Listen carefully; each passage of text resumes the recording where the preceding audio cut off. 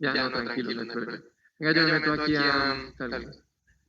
Me tengo que salir de acá. ¿Dónde es que estaba? Ah, vamos al correo electrónico. Ya la puse a grabar. ¿Tendría que devolverme o qué? ¿Ya la grabaron? Bueno, gracias. Bueno, entonces le está diciendo que evolutivamente, tanto en monos antropoides como en el ser humano, primates humanos y no humanos, el territorio del frontal cobró gran extensión. ¿Sí? Y llevamos mucho tiempo tratando de determinar qué es lo que nos hace humanos. Cuando ustedes vieron la conferencia de Facundo Manes, pues él dice una cantidad de cosas de lo que nos hace humanos, ¿no? Que la capacidad del engaño, en fin, la conciencia de uno mismo. Otros dicen que la capacidad de reconocerse en el espejo, pero hay otras especies que también lo hacen. Entonces, todavía no se ha encontrado. Otros dicen que el lenguaje, pues todos los que, hay muchas personas que quieren explicar todo con el lenguaje, ¿no? El lenguaje sí es específicamente humano. No sabemos de otra especie de aquí o de otro lugar que tenga lenguaje. ¿Listo? Otras especies, como bien lo explicaron en el seminario del lenguaje y comunicación, tienen comunicación, que es diferente a tener lenguaje. Y lo explicaron bien. ¿Ya? Entonces eso ya se saldó, pues, esa deuda de entender que otras especies no tienen lenguaje. La apreciación estética, ¿sí? La generación artística, o sea, de obras de arte. En fin, entonces hay muchas cosas que dicen que nos hacen humanos. A diferencia de los animales, los animales sienten dolor, nosotros tenemos sentiencia, o sea, la conciencia del dolor, eso es lo que dicen. Y pegados de esa idea, pues le dan palo a los pobres animalitos. No enfrente mío, por lo menos no. Entonces, y hasta hace tiempo pues se pensaba que la mente era exclusiva del ser humano, ¿no? Hasta que Daniel Dennett sacó un libro que se llama Tipos de Mentes, que lo recomiendo muchísimo. Entonces él habla de los tipos de mentes, ¿no? Hay mentes más sencillas en términos de la complejidad de su sistema y hay mentes más enredadas como las de nosotros. Hay mentes que funcionan por ensayo y error, hay mentes que funcionan por estímulo-respuesta y hay mentes que pueden hacer predicciones, como la nuestra. ¿Ya? Entonces en ese libro Daniel Dennett pues habla de cosas que son muy humanas, pero también como que le quita el ego al ser humano de ser el centro de todo, el único portador de mente, pues obviamente que no. Y hoy en día se habla de cognición animal. Entonces, en el momento que hablamos de cognición animal, sabemos que somos animales, pero a veces uno dice, el ser humano y los animales, o sea, nos ponemos en categorías diferentes, entonces ya nos está diciendo que Darwin sí tenía razón y que Freud también, ¿no? Que no somos ni pura conciencia, como decían los filósofos, sino que es verdad lo que decía Freud, somos totalmente inconscientes en algunos procesos y que no somos tampoco una especie aparte, producto de la creación, sino que somos producto de la evolución y tenemos un ancestro común con primates que hay por allí que no hablan y que aparentemente no son tan inteligentes como nosotros. Bueno, entonces, ¿qué es lo que nos hace humanos? Seguramente no serán las neuronas espejo, tampoco, ¿ya? Ni tampoco serán las neuronas von Economo que han intentado describir pues, en el humano para decir, las tenemos nosotros y no las tienen otras especies, por allá ya las describieron en manatí, en vaca, o sea que estaba tratando de explicar por ese lado, lloró un ratico, yo creo que ya lo superó, que era un amigo mío, ¿no? Es muy buen neurocientífico, sí. Pero pues andaba detrás de las von Economo, son unas neuronas pues, que tienen cierta forma, que se descubrieron pues, en ciertas regiones del encéfalo del humano. Y chévere por ellos porque ellos la caracterizaron por género, ¿no? Entre hombres y mujeres, hicieron toda y publicaron en una muy buena revista, realmente algo que no se había caracterizado. Pero ya después, pues si vamos a explicar que eso es lo que nos hace humanos, que nos diferencia, no, pues no es. Entonces no se ha podido encontrar. Lo que sí se sabe, y por donde yo creo que viene la cuestión, es por ciertas particularidades de la corteza prefrontal. ¿Sí? digamos que la corteza tiene unas estructuras que ya hemos venido mirando desde el principio del curso, que se llaman microcircuitos corticales. Las minicolumnas que obedecen a la distribución ortogonal o vertical de la corteza cerebral. Y que sabemos que en las minicolumnas, porque ya asumo que ustedes están elaborando el taller, si es que ya no lo entregaron, el taller del segundo corte. Entonces, según Janos Sentagotay, los minicircuitos corticales tienen tres componentes, ¿no? Aferencias y eferencias a la minicolumna, los componentes de la minicolumna, que son neuronas piramidales y no piramidales, y la conectividad intrínseca, ¿no? La circuitería intrínseca al cilindro virtual, ¿no? Entonces son tres componentes que tienen esos microcircuitos corticales. Probablemente en esa circuitería, en esa conectividad entre esos minicircuitos corticales de la corteza prefrontal, haya una diferencia bastante particular que nos haga como contrastar con el resto de las especies. La probabilidad está allí. Además, porque ahí se incrementan las variables. Hay aspectos estructurales, aspectos de conectividad, aspectos de perfil bioquímico, de densidad, de tamaño de las áreas. Hay muchas cosas que mirar. Ahora, si hablamos de la clínica, si uno quiere dejar de ser humano, pues hombre, vaya y lesiones en la corteza prefrontal. Inmediatamente el quiera usted ya no es. ¿Ya?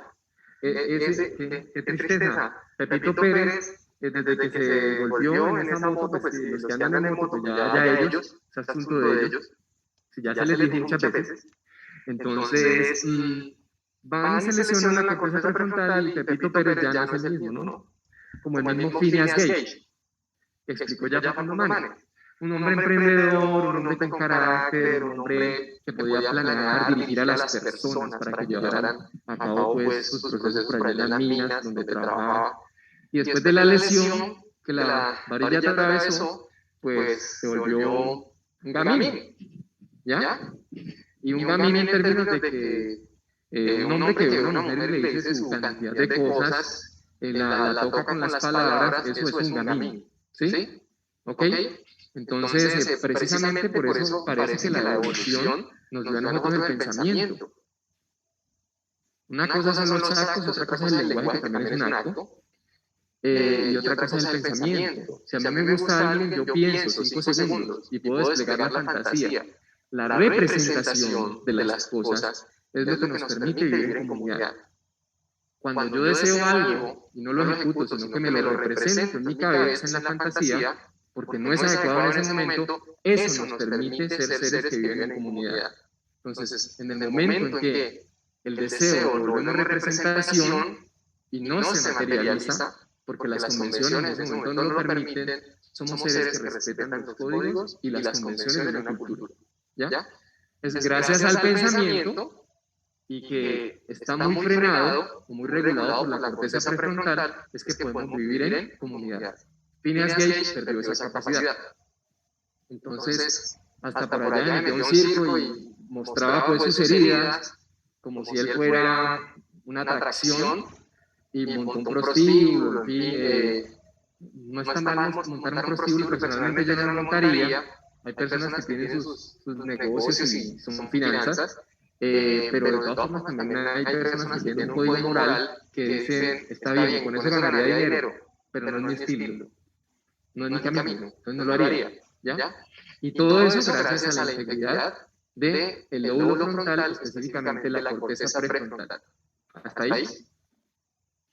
Bueno, por aquí les coqueteo con este dibujito mostrándole el lóbulo frontal en una cara lateral, en el hemisferio izquierdo, y aquí como unas porcioncitas del mismo, ¿no? Entonces el mismo lóbulo frontal tiene caras, una medial, una carita que es más lateral y una carita que es más orbitaria. Aquí se está mostrando el rostral y una vista superior, el sobrevuelo del hemisferio cerebral. Vamos a mirar.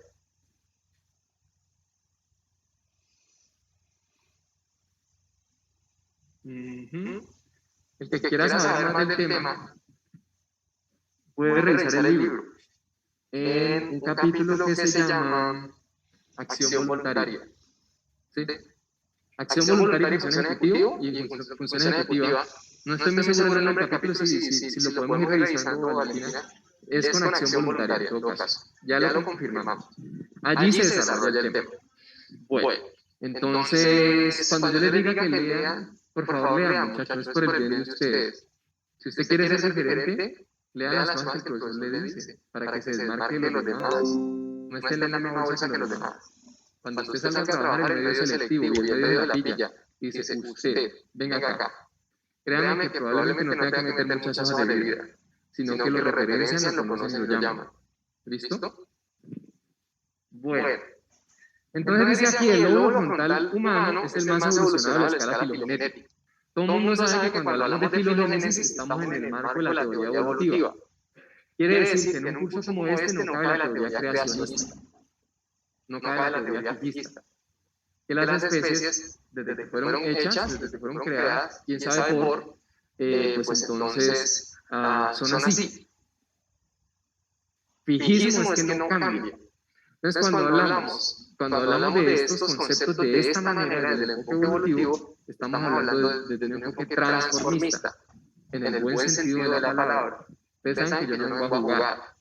Ahora se habla de ese término en otra dirección, en la dirección del género. Yo no toco unos temas que ni los conozco. Entonces, que las especies cambian y que específicamente hay un ancestro común. Entonces, en el humano es el más evolucionado de la escala. ¿Sí? Y el último es madurar desde el punto de vista ontogenético. Señora. Claro. Entonces, léanse el capítulo 6 del libro Neurociencia, Mente e Innovación, que se llama Acción Voluntaria ahí. ¿Y qué? Y Mediación Social. Escrito por Julián Mesa y por mí. Bueno. Entonces, bueno, Julián Mesa es un ex estudiante mío de mostrar, de esos que uno dice con orgullo lo muestro, ¿ya? Lo presento. Ok, entonces, por cierto, hoy vamos a ver algo de pruebas neuropsicológicas que hacen parte de las herramientas de las neurociencias en el nivel comportamental, en el nivel superior, ¿sí? Ustedes saben que las neurociencias tienen niveles de análisis, como los tienen. También tienen técnicas e instrumentos elaborados para revisar esos tipos de análisis. ¿Ya? Para revisar. Creo que hoy en Argentina se está celebrando el Día Internacional del Psicólogo. Entonces, felicitaciones a todos los psicólogos que hay por ahí. Creo que a pesar de que yo mismo no ejerzo ya, recuerdo que mi enseguida siempre me dice, cuando te dan un cinturón así sea chiquitico, lo tienes toda la vida. Entonces ya no soy psicólogo, puede ser ejercicio, pero creo que el título me lo llevaré toda la vida. ¿Está bien? Bueno. Entonces, felicitaciones. Muchas gracias. Lo generé, pero está bien.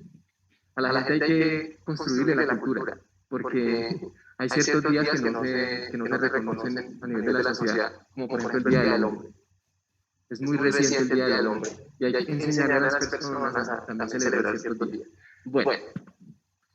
Ontogenético tiene que ver con, ya cuando usted está inscrito en una especie, no la historia evolutiva del cambio de la especie hasta llegar a ser, sino cuando usted está inscrito en una especie, por ejemplo el Homo sapiens sapiens, que es el Homo symbolicus, y usted nace allí, en el marco de esa especie, pues esas primeras horas usted ya empieza a cambiar, empieza a tener un desarrollo a nivel de motricidad, a nivel de senso-percepción, a nivel de función ejecutiva, a nivel de cognición, en fin.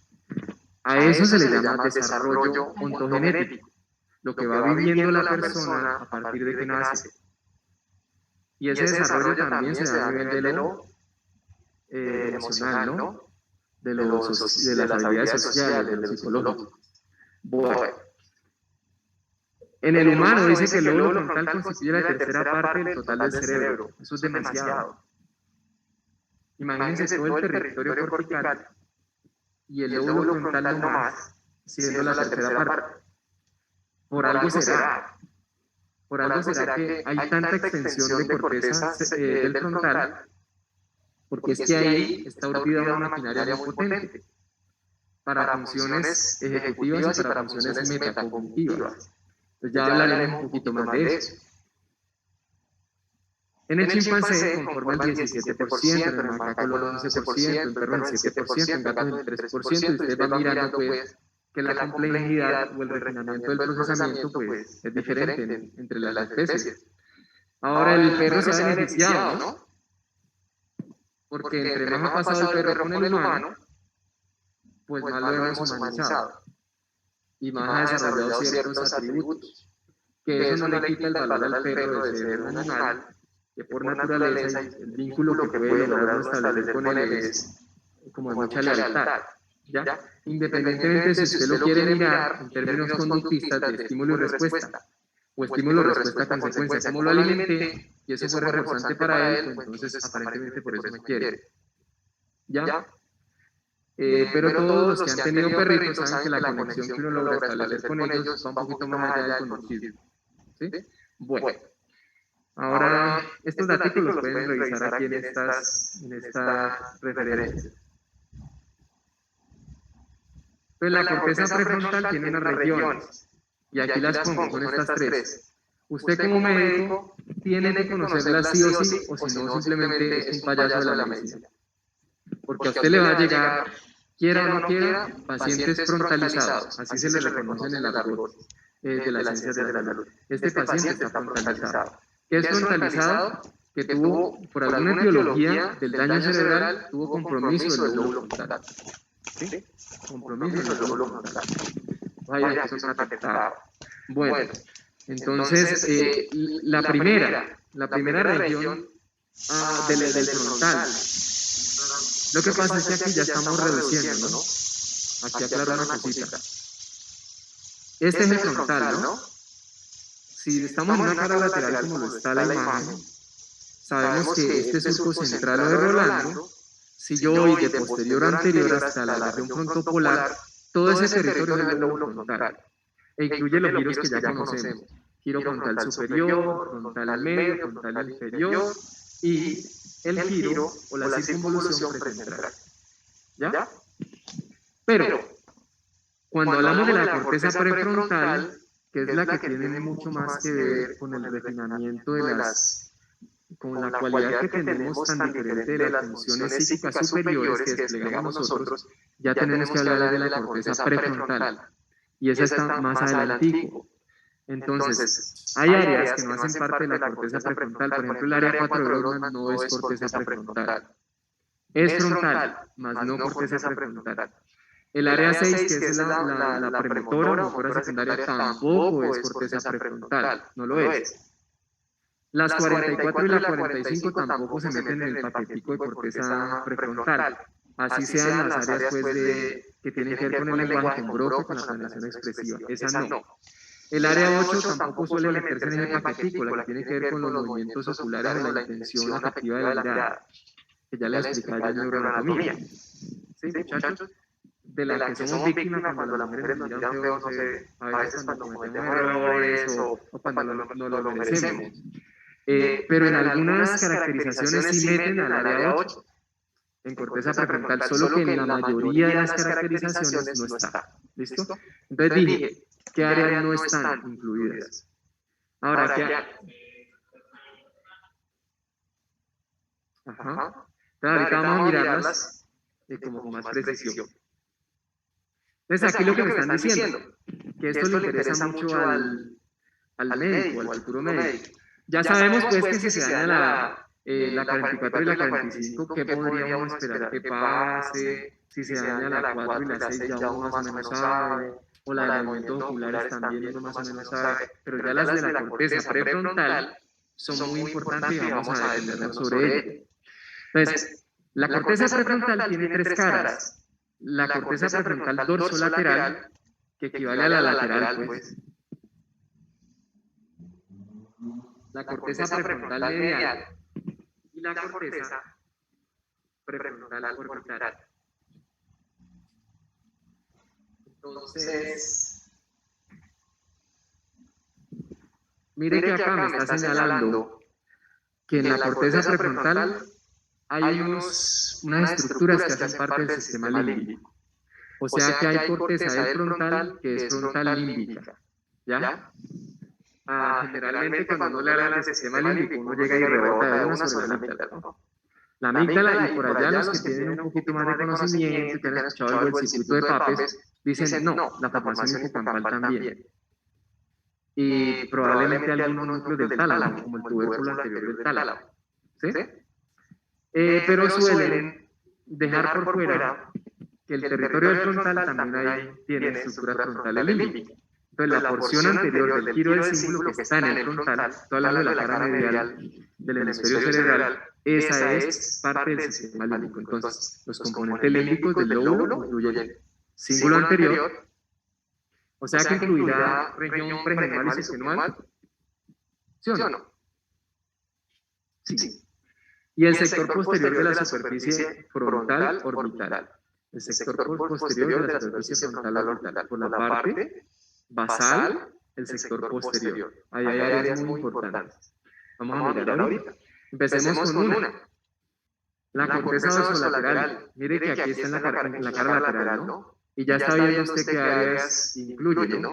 Aquí están metiendo partecita de la 8, pero no suele estar tanto allí. Están metiendo parte de la 45 porque entre más usted esté en broca, pero hacia la parte anterior, más tiene que ver con planeación, ¿sí? La planeación del habla, ¿ok? Las que están fijas allí son el área 9, el área 46 y el área 10. ¿Listo? Esta recientemente se ha venido comentando en varios artículos, la 8. ¿Por qué? Por el componente afectivo de la mirada, no por aquello de los movimientos oculares.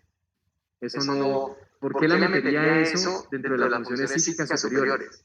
Pero el componente afectivo de la mirada sí haría que fuera interesante para que se involucre dentro de aspectos como de funciones que son básicas para el ser humano. ¿Por qué es básica la mirada para el ser humano? Claro, y en el desarrollo también es muy importante. Ya todo el mundo sabe que si un niño nace ciego y pues no puede conectar la mirada, pues a otra forma, ¿no? Pero de todas maneras, lo que se genera entre la mamá y el niño, y cómo gatilla eso el desarrollo, y cómo hace que la mamá vulgarmente arrastre al niño del mundo de ser un neto primate a ser un humano, la mirada es muy importante. Lo que hace la mamá y el adulto con el bebé cuando nace es constantemente invitarlo a que pase hacia el mundo del humano. Obviamente por sus genes y porque nació humano, se sabe que es un humano, pero es que el humano tiene que convertirse también en él, ¿no? Por eso la inmersión que tenemos nos ayuda a desarrollar fácilmente las habilidades. Ejemplo, el lenguaje. Nosotros somos seres lingüísticos. Es decir, nacemos con un cerebro con una promesa de circuitería para el lenguaje. Uno nace con células que van a estar en el área de Broca y con otras que van a estar en el área de Wernicke y otras tantas áreas. Pero si a uno no le hacen una inmersión en un mundo lingüístico social, esa palabra no va a aparecer. Si usted lo encierra por allá en una mazmorra, si eso se pudiera dar, que eso se ha dado, usted no desarrolla el lenguaje. ¿Ya? Entonces lo mismo. Si usted nace, usted es un bebé, y la mamá no le empieza a atribuir mente a usted, a atribuir estados mentales, a coquetear con la mentalización, usted no va a desarrollar eso fácilmente, va a tener problemas. Entonces la mamá, por ejemplo, llega y sacude un poquitico al bebé y el bebé llega al reflejo de Moro, o le pone el dorso del dedo en la manito y el bebé llega al reflejo darwiniano de prensión, y con el primero la mamá dice, va a ser alegón como el tío, gruñón como el tío, y con el segundo dice, mijito, pero usted se agarra todo, parece un papá. ¿Ya? Entonces, le va atribuyendo, muchachos, le va atribuyendo estados mentales, le va atribuyendo estados que no tiene él. Él está respondiendo con reflejos, que son esquemas rígidos, básicos, elementales de comportamiento, y que se traen incluso al nacer. Es un repertorio que son herencia de especie, Pero cuando la mamá hace eso, le está atribuyendo y lo está poquito a poco arrastrando hacia humanizarse. Y ese atribuirle hace que él posteriormente, cuando vaya madurando y en las diversas interacciones, vaya convirtiéndose realmente en un humano. Cuando uno es una cosita, una manchita allí, y le dicen a la mujer, usted está embarazada, inmediatamente empieza el asunto, ¿no? Empieza el asunto de representarse ese ser que hay allí. ¿Cómo le vamos a llamar? Y empiezan a hacer listas y eso, a preguntar y a pelear, porque un nombre muy feo, ¿cómo le van a poner eso? Entonces empiezan a inscribirlo en un mundo social y ahí apenas hay más que una mórula, un poco más que una mórula, un poco más que un tubo neural. ¿Ya? Ahí no hay humano. ¿Listo? Y empiezan a armarle el cuarto, empiezan a avisarle a los tíos, a darle cosas con esa persona.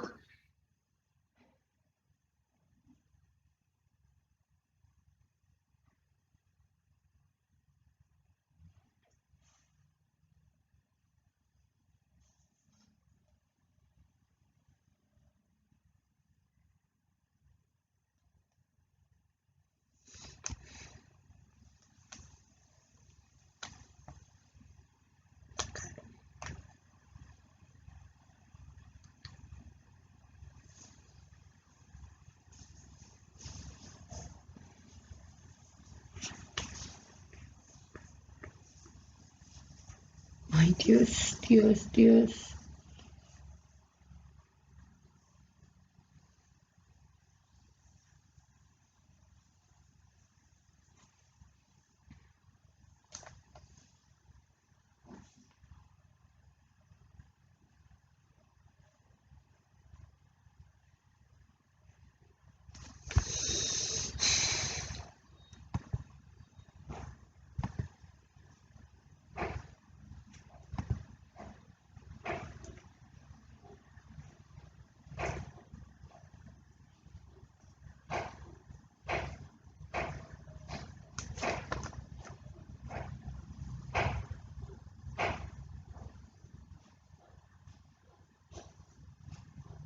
O áreas que están muy asociadas con planeación, con resolver problemas cognitivos, con toma de decisiones pero cognitivas, con manipular ciertos símbolos que hay en los problemas, con memoria de trabajo. Entonces, y con el control de la atención, estas están un poquito más desligadas de la parte límbica. Quiere decir que cuando una persona sufre lesiones a nivel de la corteza prefrontal dorsolateral, uno puede esperar que sea probable que se lesione la memoria operativa, ¿ya? Y que su capacidad para resolver problemas, por ejemplo, en tareitas como las que tengo aquí, en estas cajitas y en este maletín, que los muchachos de que están en la casa no están viendo, pero yo traje unas pruebas neuropsicológicas, las tengo aquí sobre una silla, cerca del escritorio, y estas sirven para evaluar aspectos cognitivos, función ejecutiva y demás. Entonces esto es muy de orden objetivo, ¿no?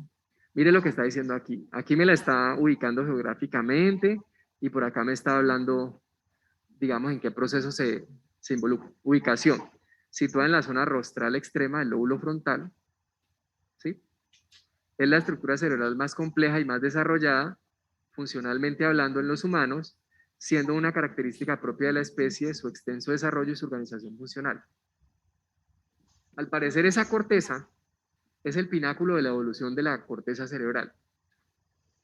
Hay dos primordios con los que evoluciona la corteza en el ser humano. Dos primordios son como dos núcleos. Entonces, está la corteza que vino a dar como resultado la formación hipocampal, que es una arquicorteza, y está otra corteza que vino a dar como resultado algunas regiones que tienen que ver con procesamiento olfatorio, que es la paleocorteza. Entonces ese territorio empezó a extenderse y cuando se encuentran, después de que se convirtió esto en hipocampo, después de que se convirtieron en áreas olfatorias, esas cortezas se encuentran acá. La corteza más evolucionada, más que esas alocortezas que son la paleocorteza y la arquicorteza, el pináculo de la evolución de la corteza es la corteza prefrontal dorsolateral. O sea que esta es la corteza que tiene más refinamiento en términos del procesamiento. ¿La de cuidar? Sí, muchachos. No le metan tanto trago descompuesto al sistema, porque eso, digamos que su organismo Lo que no puede, a ver, ¿quién me dice dónde es que se procesa el licor cuando no ha llegado al cerebro? En el En hígado. el hígado, El hígado llega un momento que ya no puede, ¿no? Lo que no pudo va para arriba, va a hacer daño, ¿sí? Entonces, para que lo tenga en cuenta.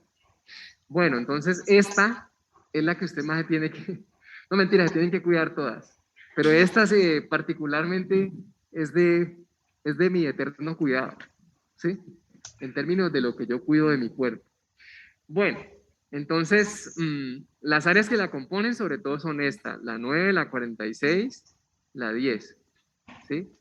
Ahora, se le considera un área de asociación plurimodal y supramodal, ya que se procesa estímulos, ya que no procesa estímulos sensoriales directos, sino que son más cognitivos. ¿Por qué no procesa sensoriales directos? ¿Por qué?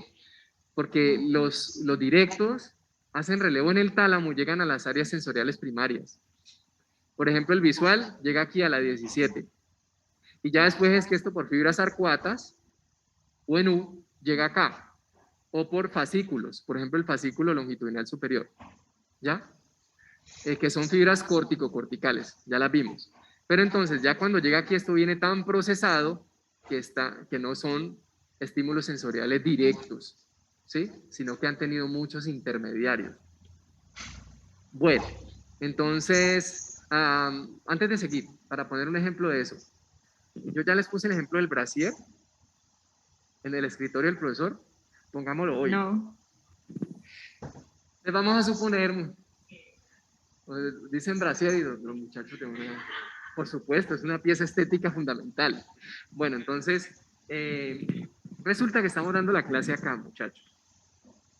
Yo, a Valentina ayer en las monitorías, que yo anhelo que llegue el momento en que todos estén acá, porque no hay como tenerlos a ustedes cerca, ¿sí? Yo no sé las caras de los que están allá en la casa, si ellos están interesados, si ellos ven mi cara, me gustaría verle la cara, verles sonreír o hacer mala cara, en fin, porque esa conexión es muy importante. Y además es que nosotros nos alimentamos de la psicología de los otros también, de las almas de los otros. Los profes necesitan de sus estudiantes aquí. Ya, yo entiendo la educación online, pero como que no veo, con todo respeto. Bueno, entonces estamos dando la clase acá cuando de repente aparece un brasier en el escritorio del profesor, ¿sí? Entonces uno dice, vaya fenómeno el que acaba de pasar. Nadie se enteró de eso, cómo llegó allí, pero hay un brasier con cierto encaje muy particular, con encaje fino, en fin. Entonces, evidentemente lo vemos y está muy activa metabólica y eléctricamente. ¿Qué corteza? La prefrontal. Exacto. Vamos por partes, ¿sí o no? Si vamos por partes, entonces la corteza occipital se activa. Ahora, ¿qué áreas podrían estar activas allí? La de En su orden, asociación 17, primaria. 18 y 19. Entonces, yendo en orden, la visual primaria y las de asociación visuales, ¿no? Que son las que tienen los almacenes de memoria. Digamos que de alguna manera yo necesito reconocer qué es lo que hay. Entonces hay una corriente de conectividad visual ventral que me responde a la pregunta de qué o quién. En este caso es qué, es una cosa. Entonces iríamos 17, 18, 19 y de ahí al lóbulo temporal, hacia regiones que tienen que ver con interpretación de objetos, ¿sí? Y con familiaridad de objetos. Incluso si fuera la fotografía de un ser querido, pues iría a núcleos del sistema límbico. Ahora, también se va a activar una corriente de conectividad visual dorsal, que me responde a la pregunta del dónde o si se mueve. El brasier no se mueve, afortunadamente, ¿ya? Pero sí está ubicado en un lugar, o sea, tiene un contexto. ¿Dónde está ubicado? En el escritorio del profesor. Entonces ahí yo estoy activando esa corriente que sería 17, 18, 19, 7 y 5 en el lobulillo parietal superior. Y ahí estamos activando entonces circuitos que son visoespaciales. Cuando se conecta el occipital con el parietal, ya no es solo parietal sensitivo, ya no es solo occipital visual, sino que es visoespacial. ¿Listo? Entonces miren que conocer las áreas y sus funciones vale nada. Lo que usted tiene que conocer es los procesos que emergen cuando las áreas se conectan. Y cuando conoce procesos que emergen cuando las áreas se conectan, ellas, cuando conversan y con estructuras subcorticales, ahí es donde usted entiende un poquito de cómo funciona el cerebro. ¿Ya? Procesos emergentes. ¿Listo? Como decimos en el semillero, no es lo mismo que esté el doctor Castillo y que esté el doctor Ocampo a que ellos trabajen juntos. Cuando trabajan juntos pasa algo más que la suma de los dos. ¿Listo? Así es el cerebro. Ahora, entonces ya determinamos qué objeto es y ya determinamos en dónde está ubicado. Pero para yo saber si es pertinente que este esté allí, yo requiero de quién.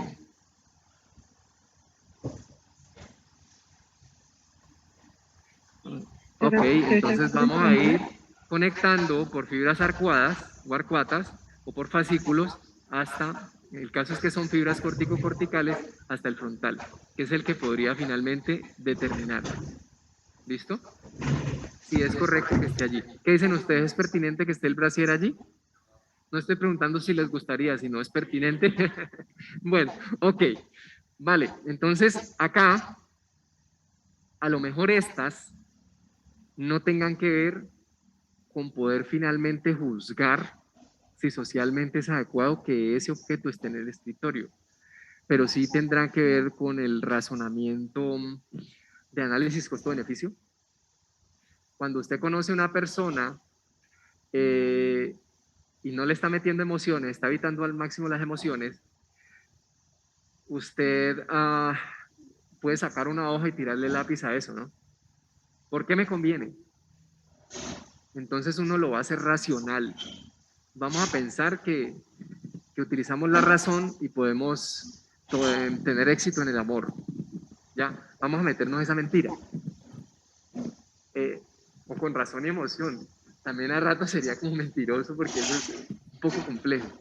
Pero entonces esto es el procesamiento de análisis costo-beneficio, lo más razonado que puede haber. Estos circuitos que están allí los uso para hacer el análisis más objetivo que yo pueda hacer. ¿Listo? Entonces, por eso me está diciendo que esta corteza prefrontal dorsolateral está relacionada con función ejecutiva y con working memory.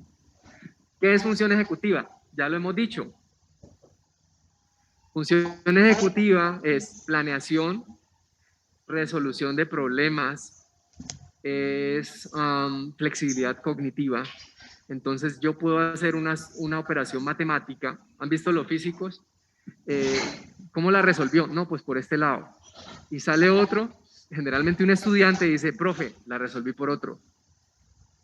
Y muestra. Y ellos se entienden sus cosas, ¿no? Porque eso es una inteligencia muy particular. Uno solo los mira y dice, wow. Pero ellos tienen muchos caminos para poder despejar ecuaciones muy complejas. Entonces la flexibilidad cognitiva tiene que ver con no siempre resolver un problema del punto A al punto B, sino por buscarse formas heurísticas o diferentes de resolver problemas. Pues la flexibilidad cognitiva también está asociada con la función ejecutiva. La fluidez, obviamente, ya hemos puesto ejemplos de fluidez en clases anteriores. Producir ideas, producir palabras, producir, yo qué sé, conceptos. Eso tiene que ver con función ejecutiva. Y la memoria de trabajo, que ya sabemos que si hay dos cosas que caracterizan a la memoria de trabajo, y aquí me adelanto un poquito al módulo de aprendizaje, es retener la información momentáneamente, una, y dos, manipular la información para obtener algo con ella, por ejemplo, resolver una tarea. Entonces, dos cosas que hacen parte de esta working memory o memoria operativa, retener la información y manipularla. Y por eso es que la memoria de trabajo es tan importante para la inventiva. es que la inventiva requiere de manipular información, pero tiene un plus. Cuando hay inventiva, cuando hay ingenio, cuando hay creatividad, esa información se manipula, sí, pero de una manera fresca. Se toma la misma información y se manipula de una manera como antes no se había hecho, de una manera fresca. ¿Listo?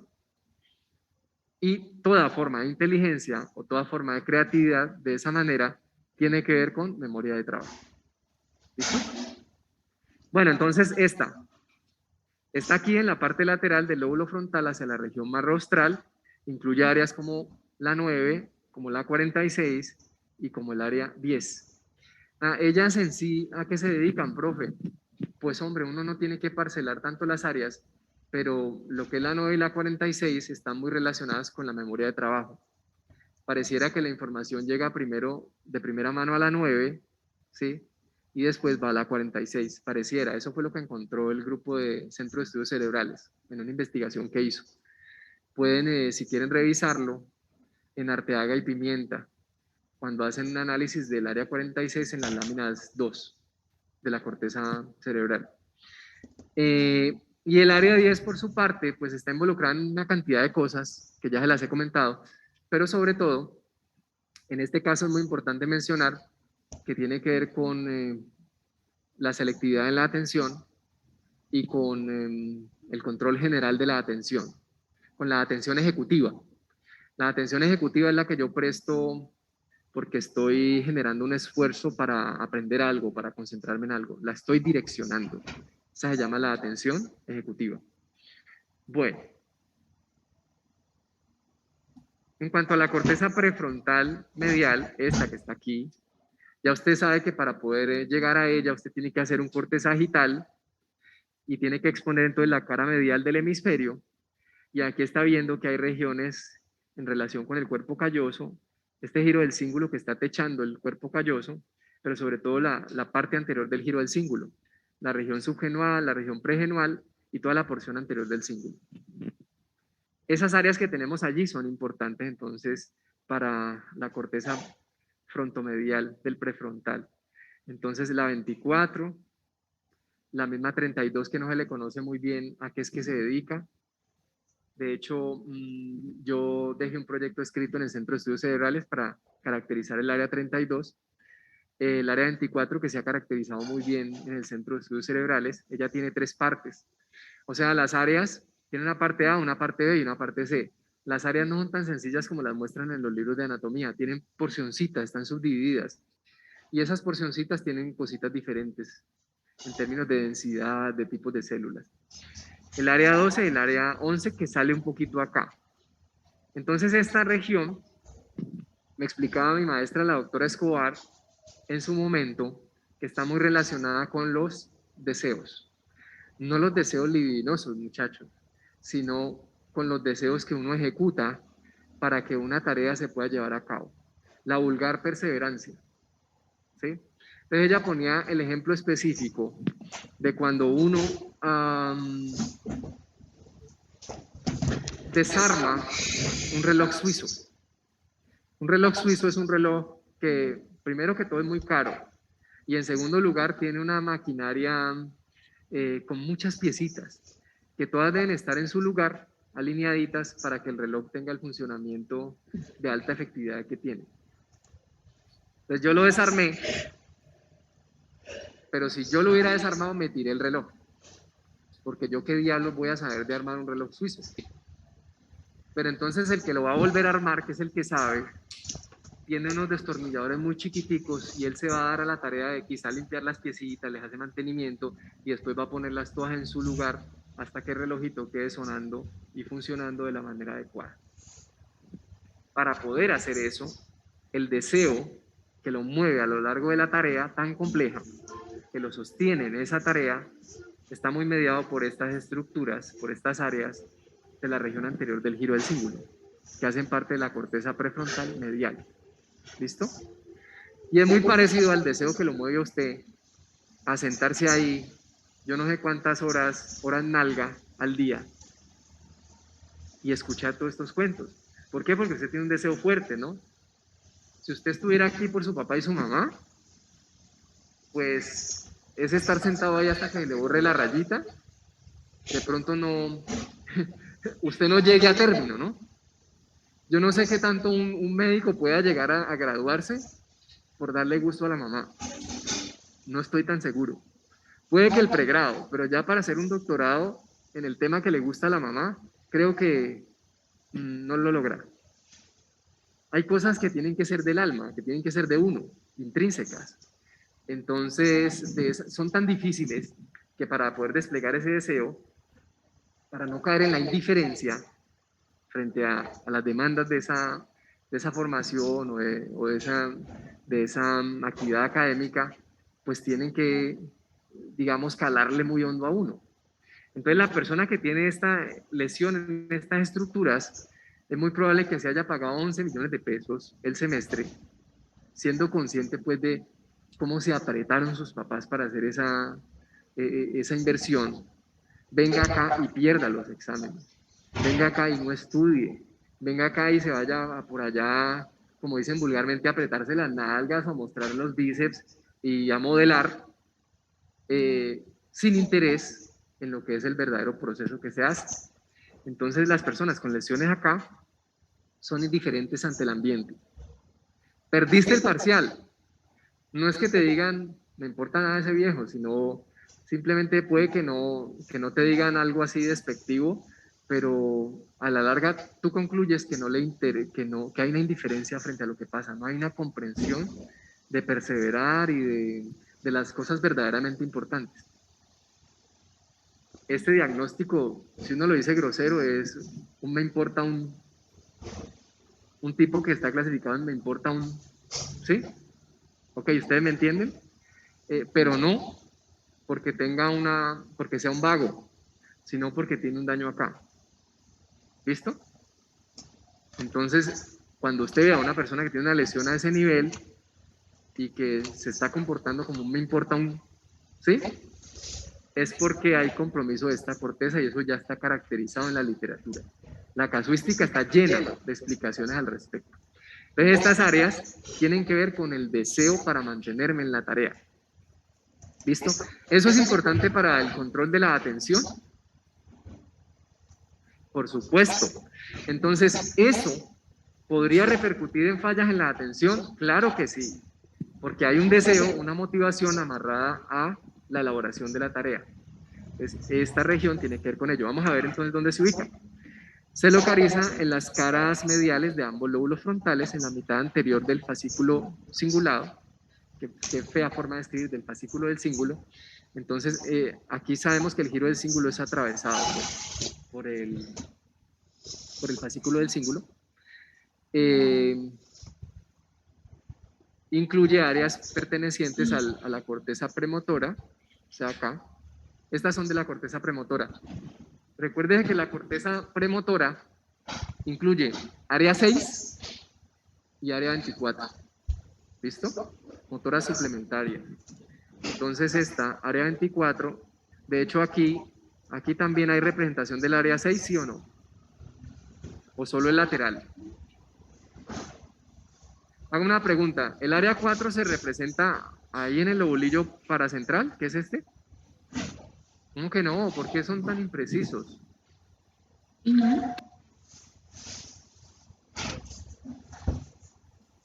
¿A qué se dedica el área 4? A los movimientos Por voluntarios. eso, ¿y ahí no hay una representación motora del pie aquí? Sí, ¿Sí? la parte inferior. Ah, bueno, que cuando hay una oclusión de ramas de la arteria cerebral anterior, pues se puede afectar el pie. ¿Ya? Porque eso viene irrigando acá, todo esto así. ¿Listo? Sí, el pie y los genitales. Entonces, chicos, aquí hay representación del área 4 en el lobulillo paracentral y hay representación del área 312 que es sensitiva, o sea, sensitiva del pie y sensitiva de los genitales. Y aquí también hay una representación medial del área 6, o sea que el área 6 está allá en la lateral, o sea, el área 6 está por acá y está aquí también. También hay representación de la 8 acá. de la 9, pues ahí me la están mostrando. Estas son motoras, ¿listo? Pero también se conoce que esta región, de la región anterior del cíngulo, está muy asociada con el componente, ¿con qué componente, Valentina? Ajá, el componente, tú ya lo has dicho antes y lo dijiste mejor, en el componente emocional vinculado al aprendizaje. Entonces, cuando usted aprende y el profesor lo coge y lo asaya, pues, es probable que o que usted lo haga muy bien o que usted lo haga muy mal. Por ejemplo, ayer tuvimos una experiencia que cogimos a los muchachos de neuroanatomía y sin previo aviso, es decir, como se dice vulgarmente en seco, les hicimos 3 quizzes, ¿cierto? 3 quizzes. Entonces, bueno, no, eso ya es otra cosa, pero revelaste las infidencias. Los noquearon. Claro. Entonces les dijimos, saquen una hojita. Llegaron los muchachos a neuroanatomía, pues a hacer la práctica, saquen cada uno una hojita con lapicero. Entonces vamos a encabezar, vamos a hacer un quiz y el primer quiz se llama quiz sangriento. Les pongan eso ahí, lo pusieron, los muchachos están estresados, empezaron a alegar, porque no avisan, no hubieran avisado, profe, no, ahí te veo mal, en fin. Toda la terapia con la que ustedes empiezan, ¿no? La lavativa, pues, a ver si le conmueven a uno el alma, pero ustedes saben que uno en cierto modo es de... Y les hicimos un quiz de 11 preguntas. Yo como que yo iba a hacer 10, pero me equivoqué y puse 11. Entonces no, les fue horrible, horrible. Y evidentemente la conclusión o el diagnóstico es que con ellos no se hace un caldo. Sí, o sea, pésimo. Bueno, siéntense allá que le vamos a hacer otro. ¿Cómo se llama? Duende macabro. Entonces escriban duende macabro y para 10 respuestas. Bueno, también le fue como perro en misa. Y el otro, el final se llamaba Samurái esquizofrénico. Entonces escribieron y el otro quiz. Todos tristes al final, pues, como cuando uno lo ha maltratado, lo han humillado así. Y al final les dijimos pues que de los errores se aprende, ¿no? Y que sobre todo allá había muchos futuros médicos, ¿no? Y había muchachos de otras, pero el caso es que eran ciencias de la salud. ¿Qué ustedes necesitan poder responder y responder bien? Es que los cojan así y los acribillen, también es bueno de vez en cuando. Agradezcan eso. De hecho, sí, eso es muy bueno para ustedes. Porque al final yo les decía que cuando a uno le hacen reconocer su miseria, en ese momento uno crece, ¿sí? Entonces, pero eso de vez en cuando, ya si uno los coge a ustedes así todos los días, pues lo que hace es pobrecito les daña el hipocampo y quedan jodidos. Ya no pueden ni memorizar. ¿Ya? Entonces, muchachos, esta partecita anterior del giro del cíngulo tiene que ver con el componente emocional asociado al aprendizaje. ¿Listo? Quiere decir que Papes no estaba lejos del querer. ¿Qué fue lo que dijo Papes? Pues que había unas estructuras que hacían parte de un circuito que implicaban el hipocampo, una estructura que se origina de él, que es el fornix, que implicaban el hipotálamo, ¿no? Es decir, el núcleo del cuerpo mamilar, que implicaban proyecciones a la región anterior del tálamo y de esa región anterior proyecciones al giro del cíngulo por el fascículo del cíngulo. Y se planteó que este circuito estaba vinculado a la furia, a la ira, cuando uno se sale de casillas. Pero ya después, además, se entendió que este mismo circuito de Papes estaba relacionado con el aprendizaje.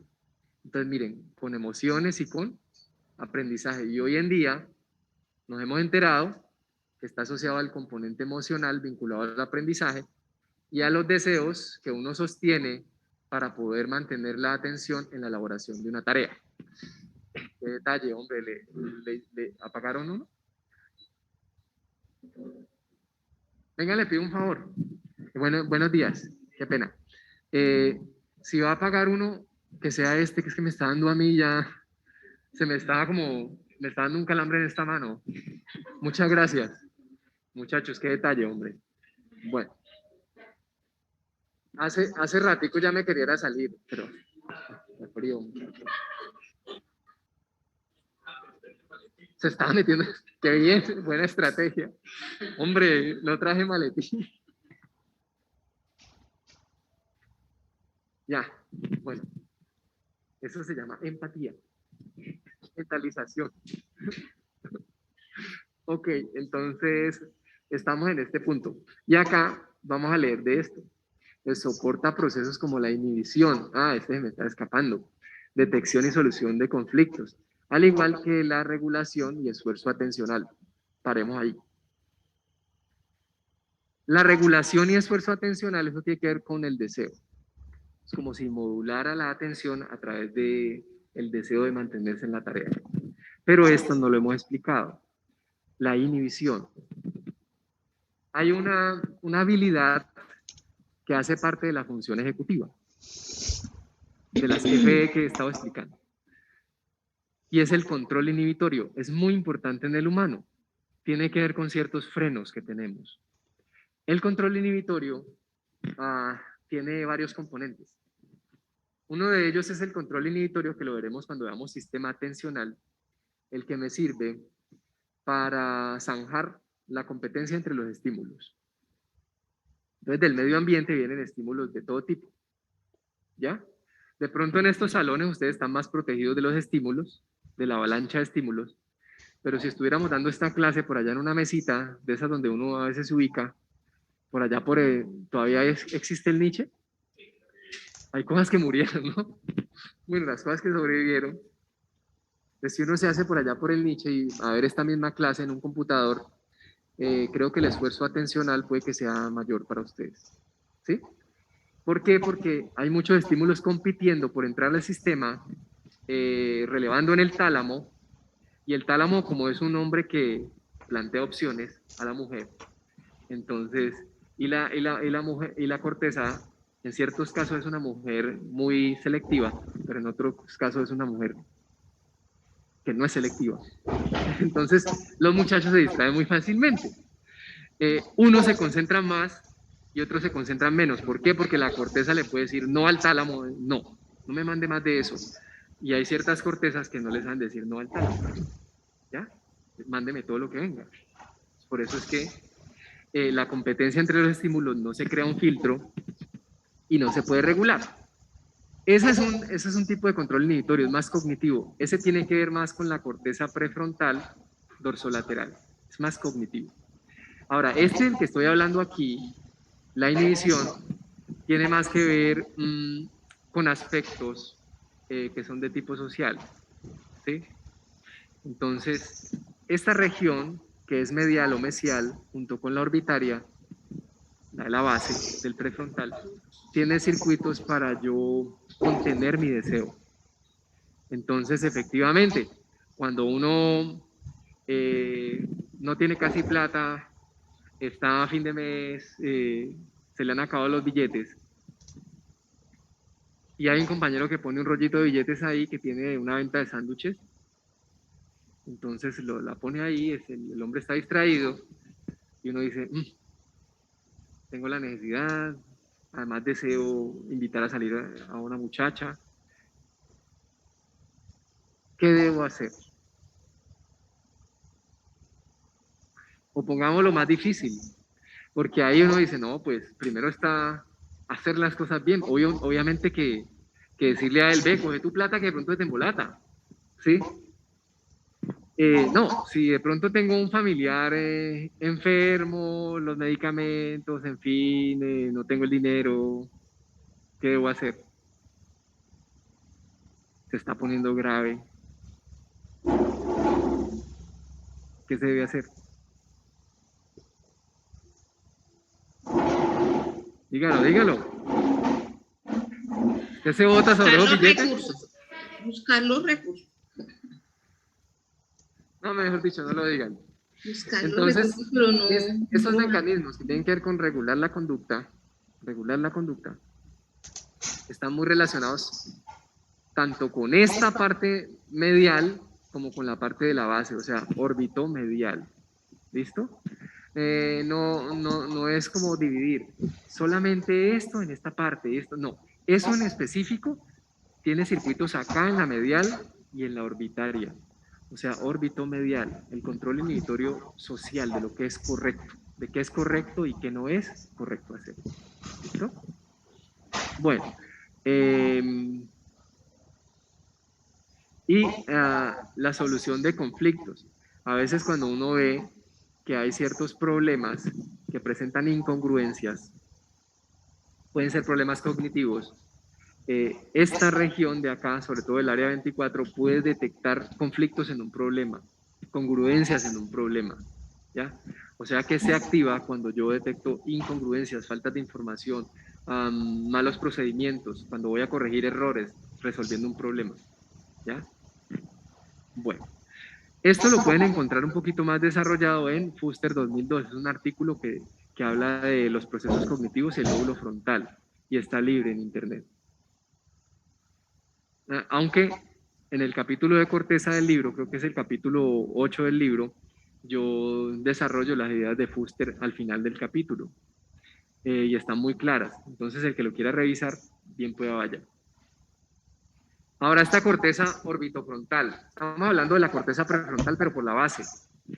¿Qué estamos viendo acá? La región de los giros orbitarios, la región donde está el giro recto, el surco olfatorio, ¿sí? Entonces lo que me está marcando en verde son aquellas que hacen parte de esa corteza prefrontal. Orbitaria. Entonces la 10, la 11, la 47, la 13. Esa es la ubicación. Ahora, ¿qué es lo que nos importa de acá? Que cuando el individuo se lesiona esas regiones, pues ya tengo yo un individuo que no puede resolver los dilemas morales. ¿Sí? Entonces, ¿ok? Muchos de las personas que llevan a cabo delitos tienen compromiso en esas regiones. No todos. Hay otros que no tienen compromiso en ningún lugar. Su compromiso es de su ser, de su crianza. Pero cuando hay fallo en estas regiones, no se entienden las emociones morales.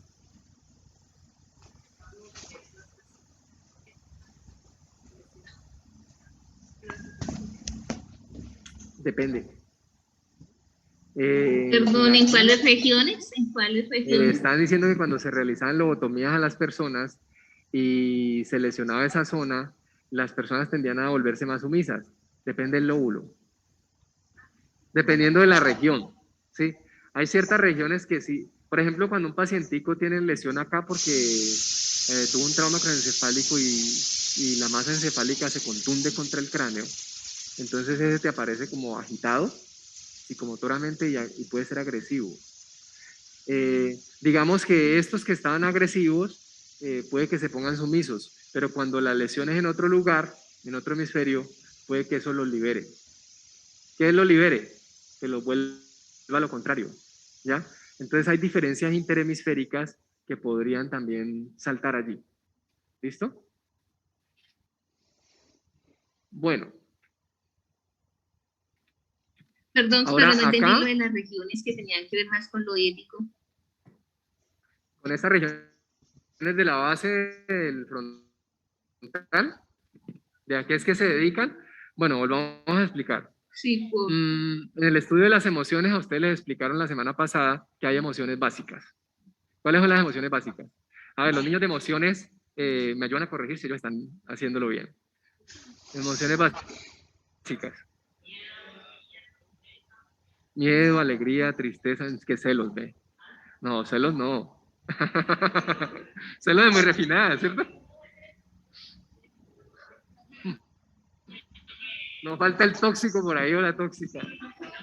Vean, muchachos, húyanle a eso. Húyanle a una persona celosa. Entonces hay emociones básicas, ¿no? Que esas emociones están muy amarradas a la sobrevivencia y que compartimos con otras especies, ¿sí? Por cercanos allí están los primates. Cuando uno va al zoológico, pues uno puede ver en las interacciones de ellos ciertas emociones que pueden aflorar.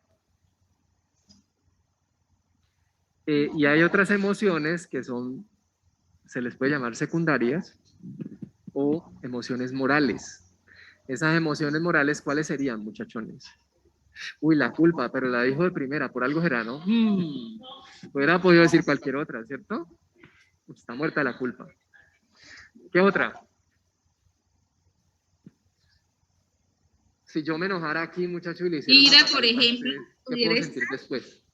Ira, Ira es básica, vergüenza. Uy, la vergüenza, qué pena con ustedes, muchachos. Uy, no, ese día me desfiguré. Uno y en la casa uno todo preocupado esperando al otro día. ¿Qué más? La satisfacción. Esa es una variante de las emociones, pero digamos que uno puede sentir, tú sentirías satisfacción si te, qué postre te gusta o qué comida te gusta. Revélanos algo de ti. ¿Cuál? De maracuyá, chévere ese postrecito. Entonces te lo comes y ¿qué puedes sentir? Como completud y satisfacción. Pero,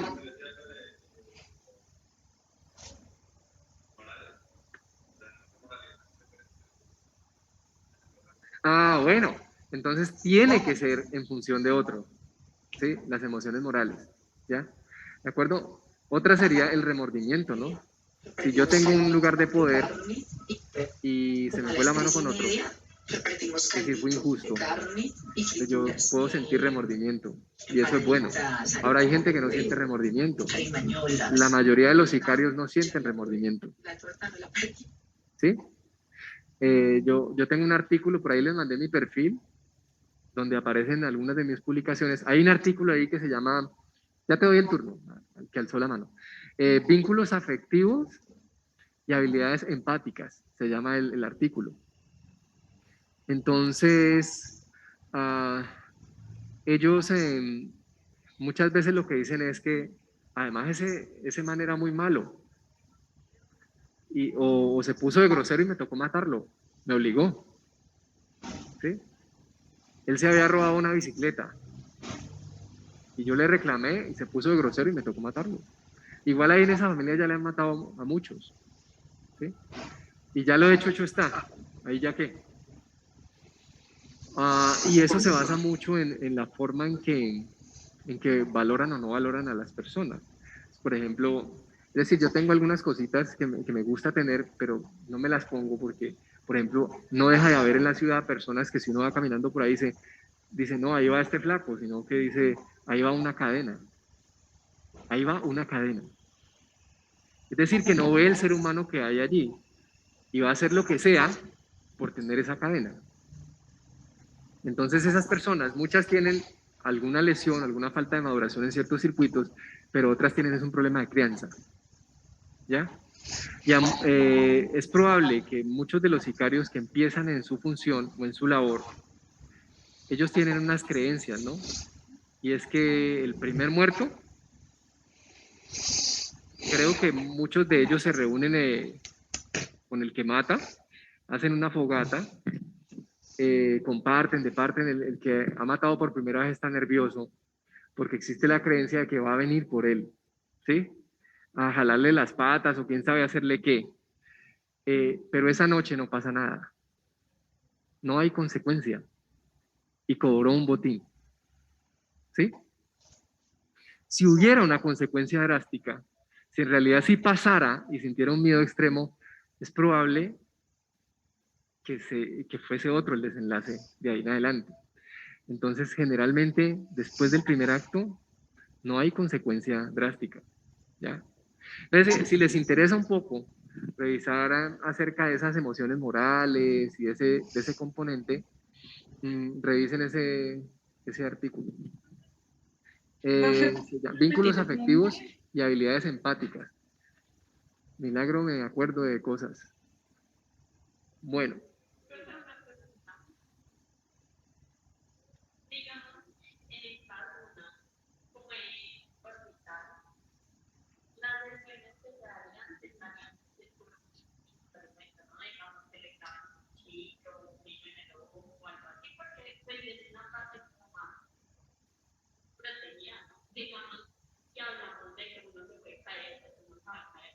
No, al contrario, es una parte muy vulnerable, no es protegida. La lesión de Phineas Gage fue ahí, ¿no? ¿Sí? Fue órbito medial, ¿sí? Subió, dañó allí y subió. Pero tu cráneo mismo te daña ese pedazo, te daña la punta del temporal y la región orbitaria del frontal Ay, Dios. cuando te golpeas, ¿sí? Esa región se contunde. O sea, no es tan, por el contrario, es menos protegida, es la que suele dañarse, ¿sí? ¿Ok? Te golpees atrás, a los lados, en fin, es muy probable que te lesiones allí, por la estructura misma del cráneo. ¿Listo? Ok, entonces acá, esta 11 se ha estudiado mucho en procesos de juicio moral, ¿no? Juicio moral es lo bueno o lo malo. Y el mejor ejemplo del juicio moral es el ejemplo de Hans o de Juan. Y es el clásico, ¿no?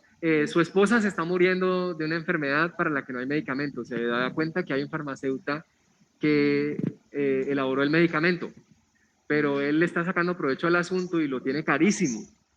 Él hace rifas, hace de todo, en fin, hace campañas, reúne dinero, pero no le alcanza ni cerca para el medicamento. Ahora se da cuenta que puede haber una forma de entrar a la bodega y robarse el medicamento. ¿Debe robarlo? Entonces empieza pues un debate entre las personas. Y en las formas de respuesta que dan las personas se puede mapear el nivel de desarrollo moral que tienen. Entonces, en el desarrollo moral hay como unas etapas que para los que la quieran revisar, las desarrolló un discípulo de Jean Piaget, que fue un sabio ginebrino, que se llama Laurence Kohlberg. Laurence Kohlberg, Kohlberg, con K, Kohlberg, y termina en G. Eh, el final de Laurence Kohlberg fue un poquito raro, ¿no? Yo no sé si es que él estaba enfermo, qué le pasa, el caso es que se tiró al mar. ¿Y cómo titula el libro? El, las etapas del desarrollo moral de Kohlberg. Entonces, ese es como una tarea, una prueba que se utiliza para saber el nivel de desarrollo moral que tiene un niño. O sea, los niños, los más pequeños, por qué un niño pequeño hace o deja de hacer una cosa? No, pero ¿cuáles son las razones que él da? Claro, él de, no, mi mamá me pega, ¿sí? Y no quiere eso. Pero él no entiende por qué, ¿sí? En la casa, el niño, yo no puedo, o por lo menos hasta hace un tiempo, yo no podía salir y dejarlo solo porque abre la puerta y se va a buscar al vecinito, ¿no?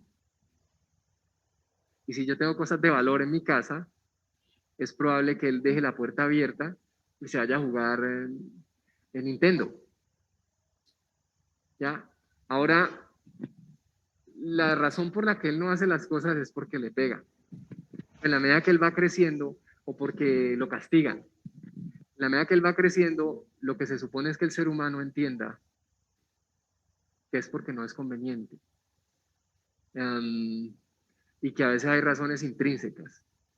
Que es, yo por ejemplo, no le pego a un compañero que me cae mal. No, realmente a mí las personas casi no me caen mal. Es un ejemplo. No le pego a un compañero que me cae mal, no porque me multen o me metan a la cárcel o porque me regañe mi jefe, sino porque yo sé que eso me hace una mala persona. Es incorrecto, porque no me siento bien golpeando a un ser humano. Me sentiría mal conmigo mismo, ¿ya? Entonces, esas formas de razonamiento son diferentes en muchas personas. La forma por la que tomamos una decisión moral o no. Y los niveles de desarrollo moral de Colbert lo que le permiten a uno es finamente entender. ¿Listo? Hay personas que no hacen es porque hay una ley que te va a multar o te va a castigar.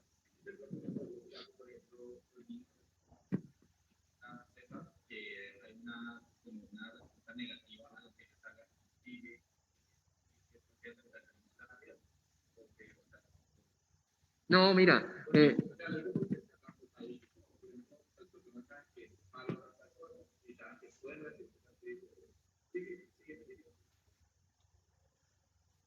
esta pregunta es muy frecuente y es muy buena. No es por afectación. Yo no sé si ustedes acuerdan que ellos hablaron, o yo les dije, hablen sobre una hipótesis. ¿Cómo se llama la hipótesis? La hipótesis del marcador somático. Tu cerebro es input dependiente, es decir, cuando tú naces, tú traes ciertas sinapsis que vienen de tu neurodesarrollo, ciertas. Tienes un pool de neuronas, eso sí, y traes ciertas sinapsis, pero cuando entras al ambiente, los estímulos del ambiente, como la corteza redundante, o sea, empieza a modificarse con los estímulos del ambiente y ahí la sinaptogénesis se va en unas direcciones y no en otras. ¿Listo? Lo mismo ocurre con eso, tanto cognitivo como perceptivo, en fin. Tanto que te hace sensible para los fonemas de tu lengua e un poco insensible para otros fonemas que más hacen parte del abanico de los fonemas de tu lengua. La crianza orienta en ciertas direcciones y ese cableado también empieza a funcionar. Entonces, cuando a ti te dicen no, haces algo incorrecto y te dicen no, con la crianza, un adulto que te está orientando, eso ayuda a que se moldee cierta circuitería y no otra, a que tú liberes ciertos neurotransmisores y no otros, en ciertos eventos y en ciertas circunstancias. Y hay memorias de eso. Siempre que hice esto, fui a este lugar, recibí un no. Pero cuando no lo recibí jamás, esos circuitos no están afinados para eso. No es que haya lesión, es que ese cerebro se cableó de cierta manera con respecto a ciertas formas de crianza y generó un marcador somático que quizá ante la posibilidad de quitarle el dinero al otro, no te marca una alerta de malestar. ¿Sí? Y no tienes daño.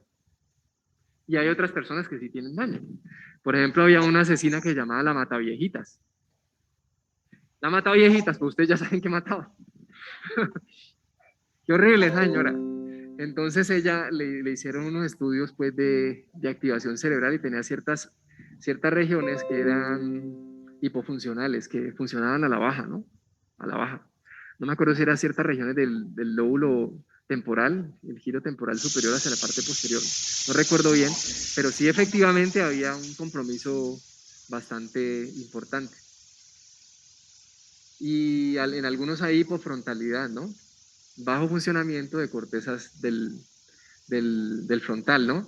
Quiere decir que esa capacidad de juzgar mis actos, si son buenos o si son malos, pues está disminuida. Lo mismo que está disminuido en el amor, ¿no? Sobre todo en el enamoramiento. Cuando uno está, eh, no sé si les ha pasado que han tenido una cita y de primerazo hay una química increíble y uno está frente a la otra persona y está, mejor dicho, una conexión increíble, una atracción que sobrepasa el momento, que uno está incómodo con todo el mundo. Eh, pero, pero ya después, cuando pasa el tiempo de conocer a esa persona, uno empieza a ver la realidad, ¿sí?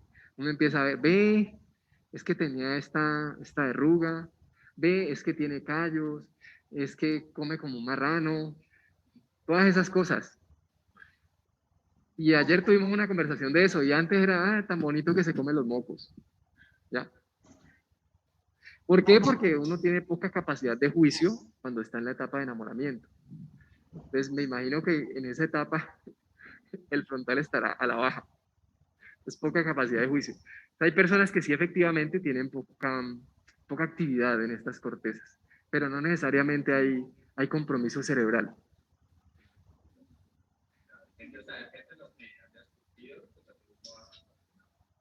Sí, lo que pasa es que es mucho más complejo que eso. ¿Quieres saber qué son los procesos psicológicos?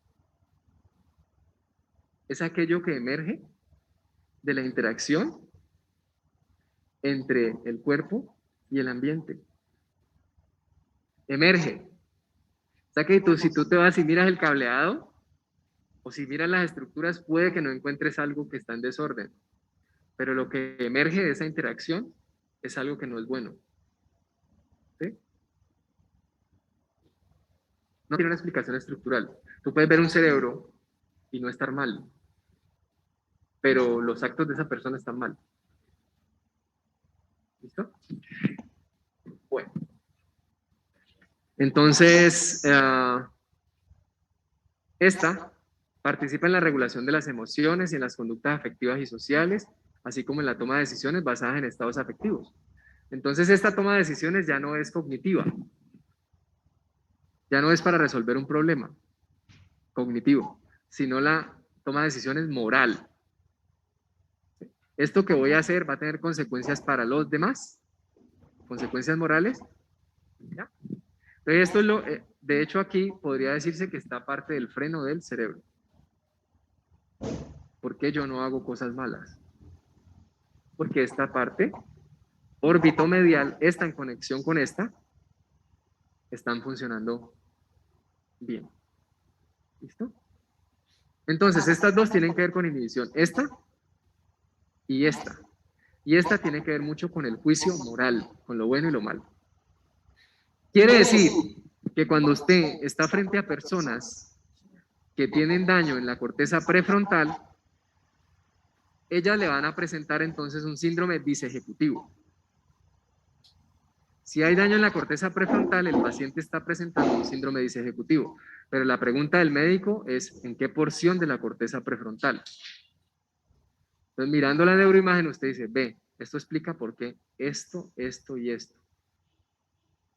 Esto explica por qué cuando le pongo tareas de resolución de problemas cognitivos, le va mal. Entonces uno dice, ve, este compromiso justo aquí, ¿ya? O esto explica por qué está robando de la plata de la cartera de la mamá, ¿ya? O esto explica por qué no puede terminar lo que empieza, las tareas que empieza, no se puede sostener en la voluntad de culminar una tarea. Esta región tiene que ver mucho con la volición, con el deseo de persistir en una tarea hasta el final. Los relojitos suizos y volverlos a armar. Entonces, el síndrome disejecutivo es la lesión de la corteza prefrontal en general, pero usted tiene que saber en qué porción es. Ahora, ¿es suficiente el interrogatorio del estado mental para que el médico explore bien esta situación? La neuroimagen es importantísima, una tomografía computarizada o una resonancia, ¿sí? Y también, además, mandar a elaborar el estatus cognitivo-conductual del paciente a través de la aplicación de unos instrumentos que están en el nivel comportamental de las neurociencias. Entonces vamos acá. Aquí, muchachos, me va a pesar pues que aquí en el salón como que no hay cámara, ¿no? Sí, sí, te lo agradecería. Porque necesito que los de la casa vean. Dale, dale, te agradezco. ¿Qué horas son? Bueno, ¿le estoy dando una pela muy dura? ¿O voy bien? Bueno, entonces... Pues toca leer mucho para entender muchas cosas que no entiendo. Ayúdame. Que es donde esas diademitas son buenas. Sí. Ya estoy volviendo a...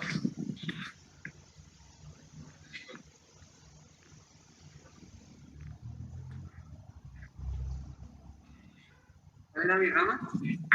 Clínica, neuropsicología. No, yo es psicoanálisis.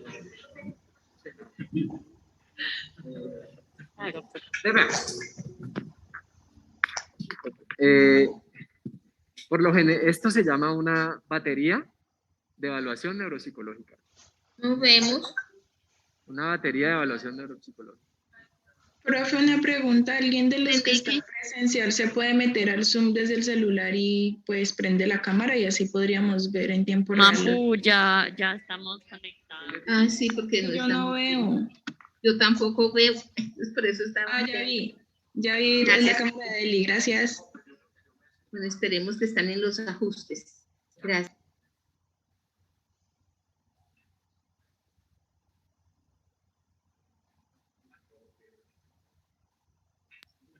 Pero está sin audio. Hola, ¿ya escuchas ahí? Es que no estábamos hablando. Bueno, Okay. entonces vea, esto que tengo aquí, esta cajita, se llama batería de evaluación neuropsicológica. ¿Listo? Por aquí me estaban preguntando que cuál era mi rama en psicología, entonces en mis tiempos, ya hoy en día es más difícil porque uno tiene que escoger una línea, le dicen, escoja una. Pero bueno, pero muchachos, yo no sé por qué, yo siempre he sido terco y yo creo que son cosas de crianza. En esa época yo podía escoger una que se llama psicología cognitiva, que tiene que ver con todos los procesos de pensamiento, memoria, lenguaje, atención, percepción, todo eso. No se duerma, no se duerma que después esto le hace falta. Y también podía escoger otra, podía asistir a otras clases, entonces yo me metía a todas las clases del cerebro, psicología fisiológica, neuroanatomía, todas, neuropsicología 1, 2, 3. Entonces, al final, pues si ustedes preguntan por mí en la Univalle, dicen, no, él es neuro, ¿sí? Es decir, neuropsicología. Esta es una batería de evaluación neuropsicológica, es una cajita con tareitas. Entonces uno la abre, deberíamos prender la luz. Ya yo aquí la puedo... Sí, esta Valentina se le tiró a eso, mira. Espero que no se pierdan las ¿Cómo pruebas. amplío la imagen? Los que saben. La veo pequeñita. Dale doble clic donde dice Elizabeth Camacho y ya se te pone en toda la pantalla. Ay, gracias, gracias, gracias. Bueno, entonces aquí hay de todo. Lo primero que uno ve acá, en esta Perfecto, batería, sí, gracias. es un manual. Siempre tienen un manual. Entonces el manual explica esta batería para qué es, porque hay unas que son para percepción visual. Esta particularmente dice batería neuropsicológica de funciones ejecutivas y lóbulos frontales. Quiere decir que este instrumento tiene unas tareas que son sensibles a mirar el funcionamiento de ciertas estructuras del cerebro y no de otras. Esto no te va a tener tareas que son visuales o auditivas, no, porque ese no es el interés. Tienen tareas que implican planeación, memoria operativa, toma de decisiones, control inhibitorio, en fin, todo lo que es función ejecutiva. Aquí en el manual, al principio, le explican a uno qué es la corteza prefrontal. Le explican a uno qué es la corteza prefrontal. Yo no sé por qué me estoy riendo, pero amerita, ¿cierto? Entonces toda la teoría de la corteza prefrontal, de los lóbulos, todo lo que les he estado diciendo está ahí, para que el profesional que la vaya a usar se meta en ese marco, ¿sí? Y después explica por qué está compuesta y cuáles son los objetivos de cada una de las pruebitas que la componen. Y al final tiene unos baremos, ¿sí? Entonces esto es para calificar los resultados. El rendimiento de una persona uno lo va metiendo en una hoja de respuestas y después esos desempeños uno los califica con unos percentiles porque estas pruebas fueron validadas con muchas personas. Y entonces hay una muestra normativa. Entonces fueron primero aplicadas por ejemplo, a 1.500 personas.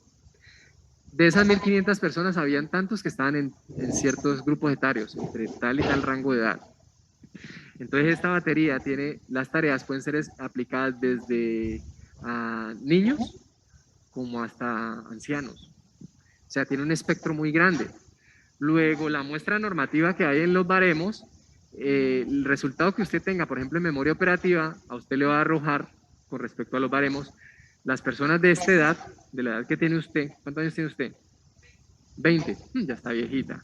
Entonces, ancianita ya. Entonces, todos los que se le aplicó la prueba para armar las normas, solían sacar tanto puntaje. Entonces, esos están en la media. La mayoría sacan tanto puntaje. Usted está en un puntaje más o menos, entonces quiere decir que su desempeño es promedio. Exacto. Muy poquiticos puntuaban muy alto y puntuaban más o menos entre estos puntajes. Si usted sacó ahí, quiere decir que usted para ese grupo normativo, para ese grupo etario, ese grupo de edad, Entonces usted está muy bien en memoria de trabajo. Esas normas me permiten determinar eso. Y eso es estandarizar, ¿por qué? Porque es con muchos sujetos, porque las pruebas tienen cumplen todos los estándares de validez, hay una cantidad de validez que se evalúa. Hay validez de constructo, hay validez de criterio, hay muchos tipos de validez intrínseca, extrínseca.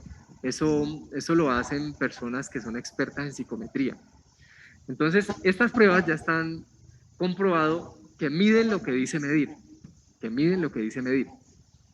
¿Por qué? Porque las hacen eruditos en el tema y las ponen a prueba, además, unos jueces, un grupo de expertos miran lo que son las consignas de la prueba, el objetivo, todos los materiales que tiene y dice, sí, ¿ya?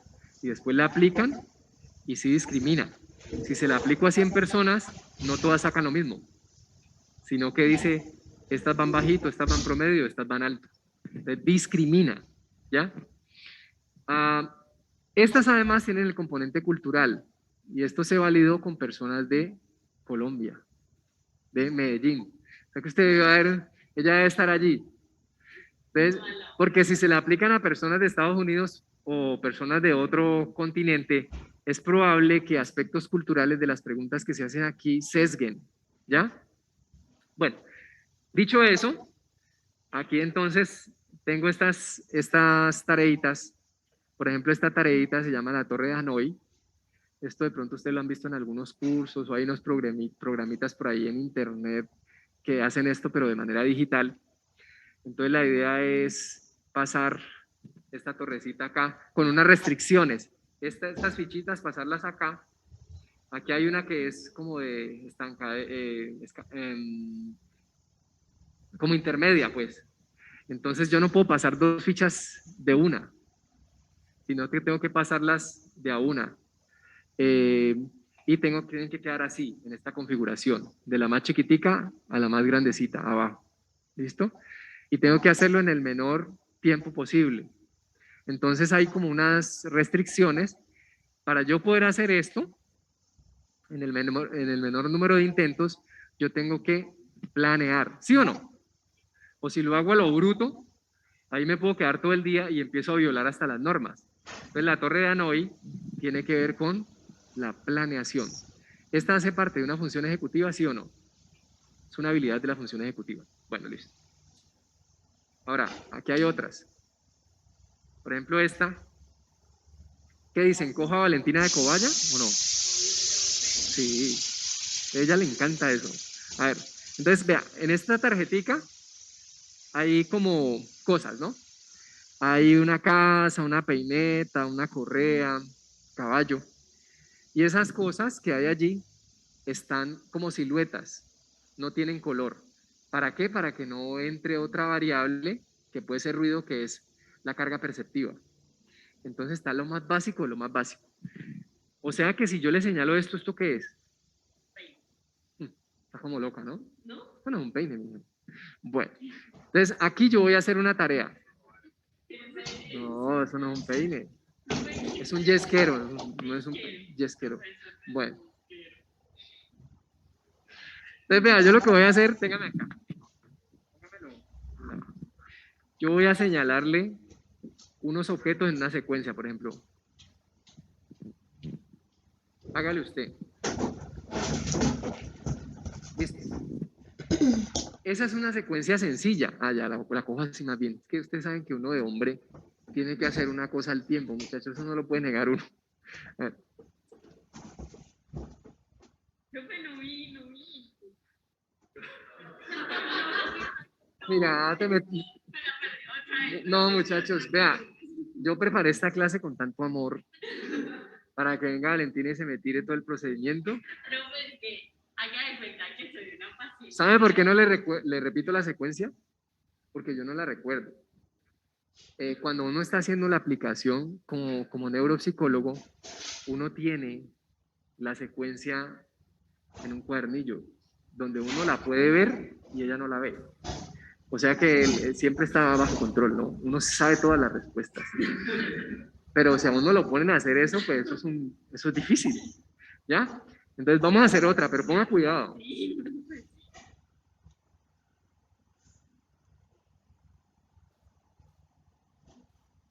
¿Sí? Obvio, profe. Entonces, a ella se le dan ensayos, pero si la hizo mal, yo se la puedo volver a repetir. Primer ensayo, segundo ensayo, creo que hay 3 ensayos. ¿Listo? Ustedes mismos, ya con lo que saben de que hemos visto en el curso, los comentarios que hemos hecho, ¿esto qué mide? La concentración, la atención, la motricidad. Memoria de trabajo. Capacidad ok. de concentración. Sí, sí tiene que tener concentración, pero es memoria de trabajo. ¿Qué tipo de memoria de trabajo? ¿Verbal o espacial? Esto es visoespacial. Ella tiene que ver y ella tiene que hacer la secuencia en una espacialidad. Porque si puede que señale todos los objetos que yo le señalé, pero en el orden que no era, eso no es correcto. ¿Sí o no? Por ejemplo, yo le señalo así y ella señala así. No está bien, porque ahí yo quiero el objeto correcto en la posición correcta.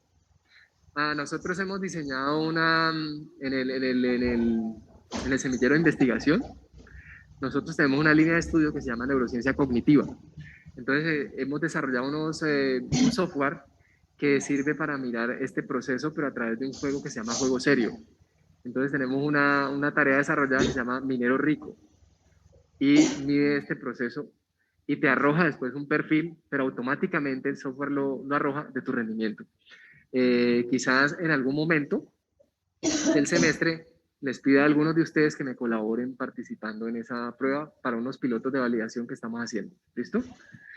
Y hemos desarrollado otros tantos más para mirar otros procesos de memoria, control inhibitorio, en fin, con el doctor Castillo, que ya Valentina lo conoció, que es bien obsesivo, ¿no? Me ganó, me ganó, me ganó. Bueno, listo. Ok, entonces miren, estas cositas tan sencillas son test, ¿ya? Y tienen categorías de análisis, tienen cómo calificarlos, tienen baremos. Ahora hay otros por acá.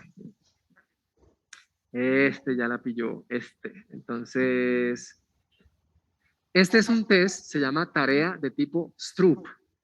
Las tareas de tipo Stroop son muy comunes y los médicos, los psiquiatras tienen que aprender a reconocerlas porque se aparecen mucho en los papers de investigación. Entonces, estas tareitas, como yo tengo aquí mi conejillo de indias, entonces hay una tendencia natural que tiene el ser humano, que es a que le muestran una palabra y la tendencia es a leerla. ¿Sí? Es la tendencia. La tendencia que no tenemos es a decir el color de las grafías de la palabra. ¿Sí? Esta palabra, por ejemplo, dice rojo. ¿Y cuál es el color de la grafía? Rojo. De casualidad. Esta palabra dice azul. Es lo que dice. ¿Y cuál es el color?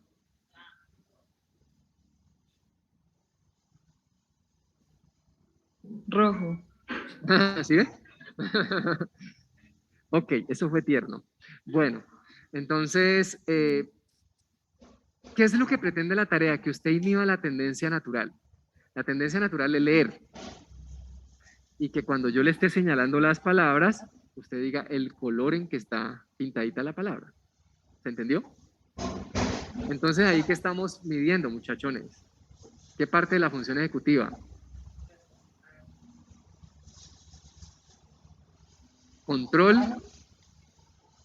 Control inhibitorio, que es un componente del sistema atencional.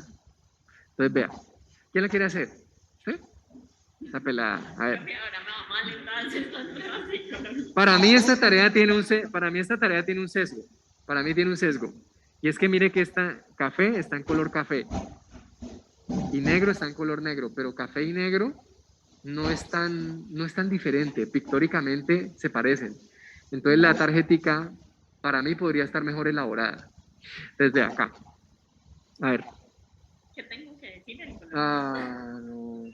Todo lo que he venido explicando, muchachos, ¿sí ven? Es lo que yo les digo.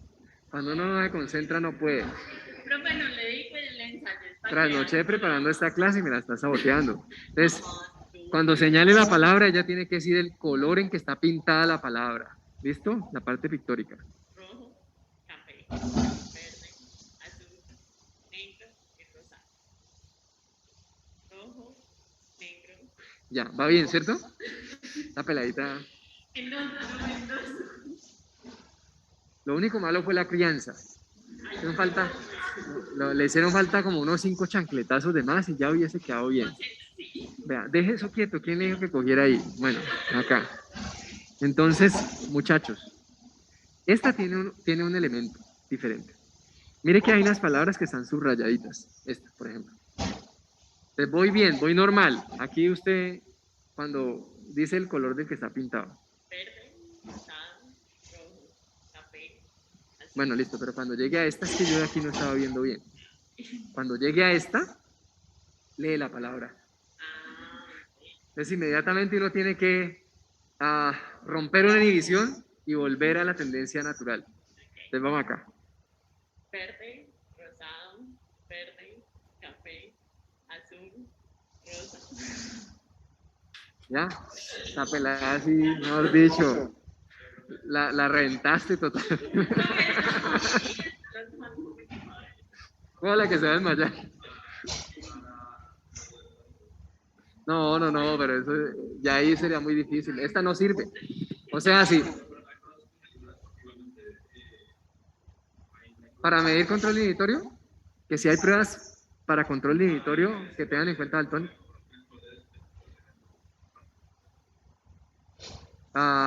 Puede haber alguna adaptación, pero yo no la conozco. ¿Sí? Igual hay otras pruebas que miden control inhibitorio y que no tienen colores. ¿Sí? Lo que pasa es que ya aquí no se puede dibujar. Entonces hay pruebas que son dibujando. Présteme una hoja y un lapicero. Esta hoja está muy tentadora. Pobrecito Dylan, la entrego. Pero así no había copiado. Yo voy a hacer.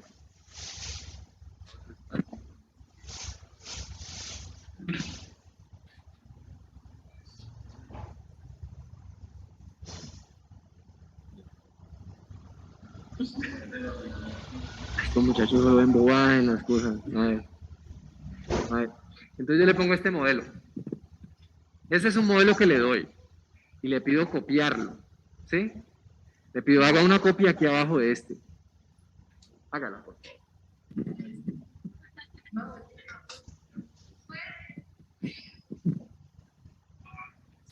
Este man es un titán, ¿no? No me lo hubiera puesto a copiarlo, pero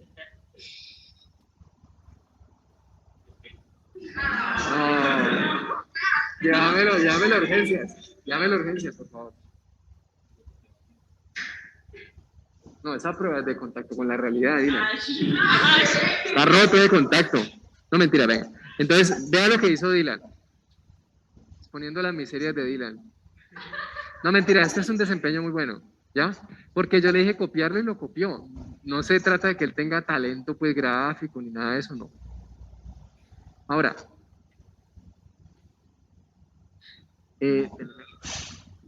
entonces, si le digo a la persona que lo copie, empieza así.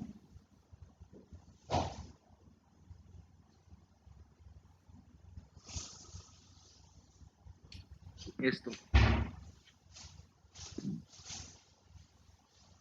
Entonces, mire que él presenta unas perseveraciones gráficas. Cuando acá tendría que pasar a la forma cuadro, ¿no? Que es como cuadriculada, ¿ya? Y acá sigue con esta forma como en montaña, puntuda. Entonces, ya yo sigo evaluando a ese individuo. Y, por ejemplo, le digo, saque la lengua. Aquí tenemos tapabocas, no podemos hacer ciertas cosas. Si no, los pondría a mostrar la lengua. Entonces, saque la lengua. ¿Cuál es la tendencia natural de uno cuando saca la lengua? Es decir, si yo saco la lengua en algún momento, yo permanezco con la lengua por fuera y sigo caminando así. No, ella vuelve a la cavidad oral. Ella vuelve, sin necesidad de que yo sea muy consciente de eso. Entonces yo le digo a la persona, saque la lengua y téngala fuera, hasta que yo cuente de 1 a 10. Obviamente yo voy a contar 1, 2, 3. No me voy a quedar 1 y se va uno por allá a hablar y se encuentra con Tamayo y habla. No, nada. No, uno le dice así en segunditos. Pero hay esta persona hace eso que yo hice a lo último y la saca y la mete. ¿Ya? Y además, por ejemplo, si yo le hago esta prueba de golpeo, Valentina, hagamos la prueba. ¿Tú la alcanzas a...? ¿Qué lado quieres que te golpee? ¿Dónde tienes más resistencia? Entonces, vean, no le dé la espalda a la cámara.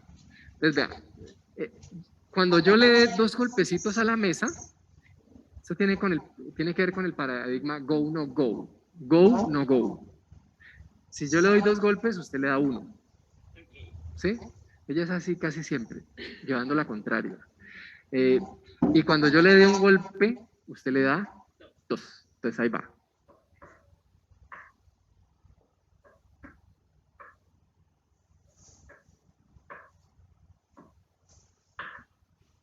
Porque acelera. Me daña la clase, ¿sí ve? Entonces, bueno, hice todo eso. Apliqué varias pruebas. ¿Sí? Le apliqué una prueba donde le presento, esto da una respuesta para ti. Una tarjeta donde aparece la silueta de un sol.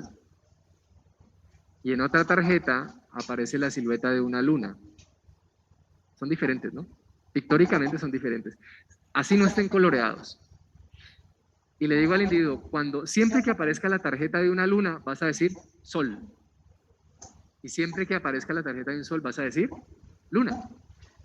En todas esas tareas, ¿hay algo de control inhibitorio? Sí.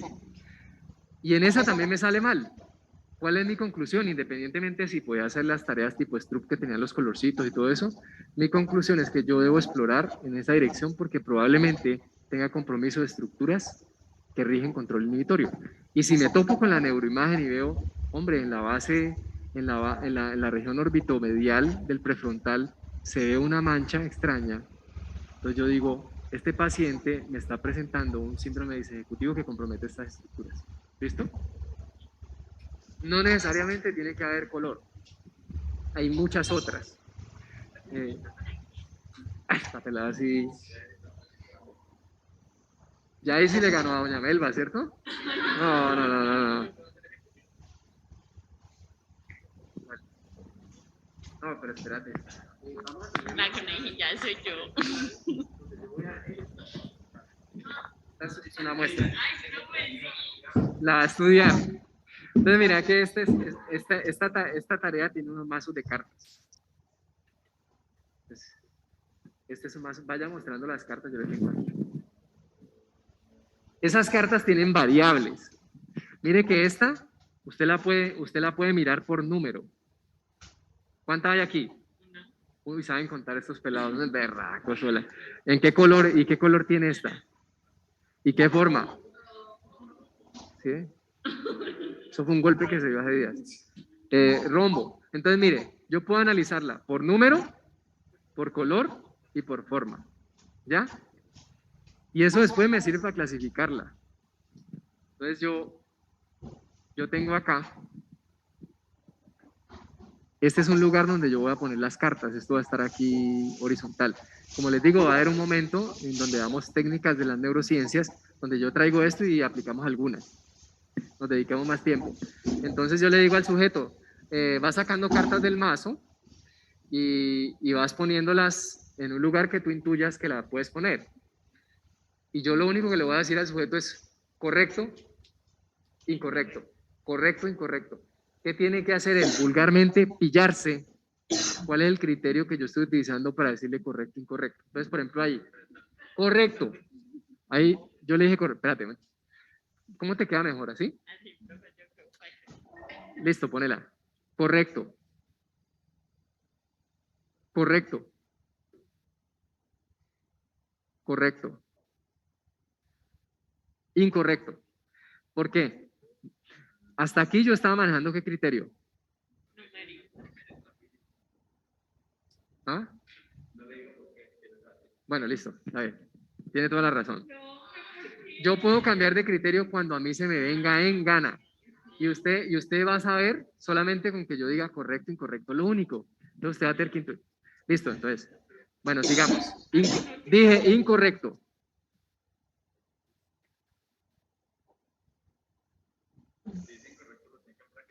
Correcto. Ella tiene que ajustar. Correcto. Correcto. Correcto. Correcto. Bravo, se la pilló. ¿Sí la entendieron? Cambié de criterio. Pero estaba con el minúsculo. No. O sea, estábamos en el No, venga, le digo una cosa. Venga, le digo una cosa. Primero que todo, no lleve la contraria. No, mentira. Yo puedo cambiar de criterio en cualquier momento. En cualquier momento. Y puedo sostenerme en el criterio. Siga, siga, siga. Correcto. Incorrecto.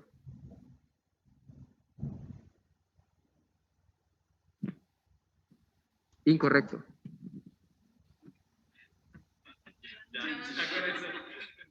Correcto.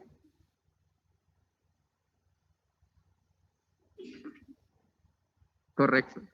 Estás poniéndola con respecto a esta, ¿cierto? Sí. Ya, correcto. Ya, correcto, sí. Entonces miren que ella tenía que hacer la inferencia de mis criterios. ¿Ustedes creen que eso se hace con habilidades cognitivas básicas? No. Eso es complejo. Eso es complejísimo. Listo. Bueno, no, un aplauso. El coballita dio la talla. Sí.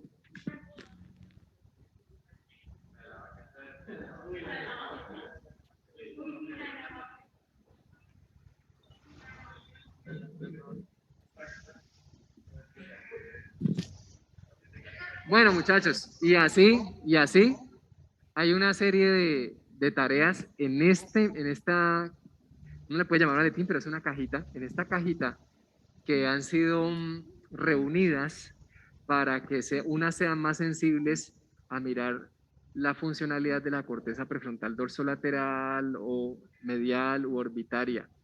No es que la prueba reemplace a la neuroimagen, sino que complementa, ¿ya? Entonces, generalmente, como la neuroimagen no se basta y vamos a sacar un estatus cognitivo-conductual, aquí al final yo voy a poder decir, este individuo tiene dificultades, por ejemplo, para desplegar habilidades de control inhibitorio. Y también se encontró que tiene dificultades en la atención. Hombre, ya yo voy sintiendo que este le va a generar un problema de aquí en adelante para conectarse con los nuevos conocimientos. ¿Por qué? No se concentra y no puede regular los estímulos. ¿Listo? Entonces todo esto le va dando una información al médico para que se apoye en procesos, por ejemplo, de rehabilitación involucrando a otros profesionales. Entonces hoy, resumiendo, estuvimos viendo lóbulos frontales, su importancia evolutiva. Vimos corteza prefrontal, las partes en que se divide, localización, funciones en las que se implican esas partes y vimos una prueba neuropsicológica que se utiliza para valorar los lóbulos frontales. ¿Listo? ¿Qué se llama?